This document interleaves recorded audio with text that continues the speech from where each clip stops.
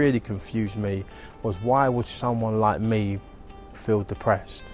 You've got everything. So my dream as a kid was to buy a house, buy my mum a house, buy a Mercedes convertible, see myself on Match of the Day, and to be able to be good to people in life. That was my dream as a kid, and by the time I was in my 20s, early 20s, like 20, I'd achieved all those dreams.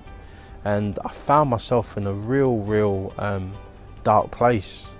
And I remember I had an older brother who came from the same house.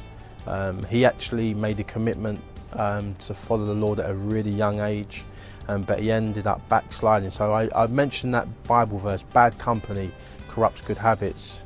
And so my brother, he started smoking weed, started taking amphetamines that went to coke, to crack cocaine, to a street robber, and ended up in prison. But he became a Christian in prison, and the transformation in his life because of the gospel of Jesus Christ was nothing short of a miracle.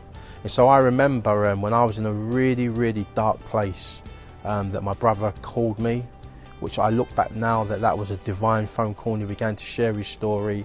And I remember putting down the telephone, and all that was in my mind was Jesus. And it was in that moment that the knowledge became not just a story. It went from knowledge to encountering the love and the grace and the mercy of Jesus in a way that Christ became more real to me than the air itself. And it was, the only way I can ever explain this story is when you watch those sci-fi films and you see a monster turn into a prince.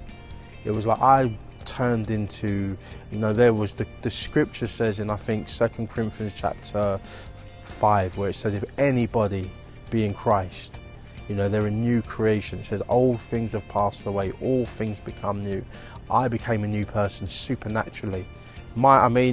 Everybody's experience is different, but I believe I had like a soul experience where I was transformed in a moment.